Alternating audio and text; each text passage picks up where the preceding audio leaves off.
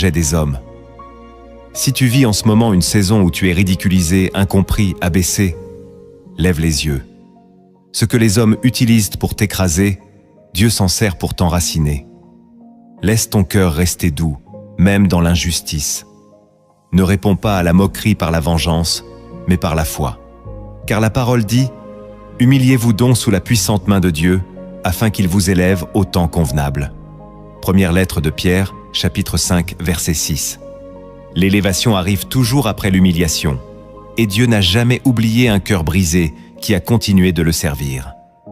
La troisième chose qui t'arrive, avant que Dieu ne t'élève, c'est que tu perds des relations importantes. Ce détachement soudain de personnes proches, de compagnons de route, de relations intimes, peut te sembler douloureux, injuste, même incompréhensible. Mais en réalité, c'est un tri céleste. Dieu retire de ta vie ceux qui ne peuvent pas marcher avec toi dans la prochaine saison. Il enlève les amis toxiques, les mentors limités, les partenaires charnels. Il ferme des portes relationnelles pour que tu ne sois pas contaminé par de fausses alliances. Joseph a été séparé de ses frères. Abraham a dû se séparer de Lot. Jésus a laissé Judas partir et n'a pas ramené ceux qui l'avaient abandonné.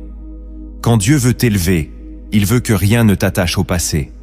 Tu ne peux pas entrer dans ton appel avec des chaînes invisibles autour du cœur. Dieu brise les liens qui t'empoisonnent, même si tu y tenais. Et parfois, il permet que ce soit l'autre qui te rejette, afin que tu ne sois pas lié par la culpabilité. Cette perte n'est pas une malédiction, c'est une libération. Ce n'est pas une fin, c'est un début. L'élévation requiert la solitude. Et la solitude produit la clarté. C'est dans l'absence des hommes que tu entends mieux la voix de Dieu. Si tu as perdu des gens récemment, ne t'accroche pas à ce qui est parti. Pleure si tu dois pleurer, mais avance. Dieu a vu ce que tu n'as pas vu.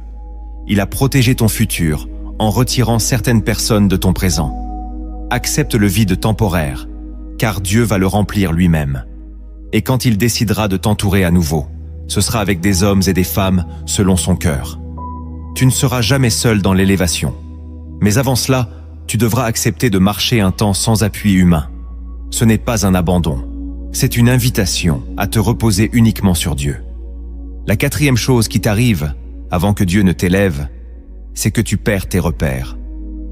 Les choses qui te semblaient stables s'effondrent. Ton emploi s'écroule, tes plans échouent, ta routine se brise. Tu ne comprends plus ce que Dieu fait et tu n'as plus de contrôle. Ce n'est pas une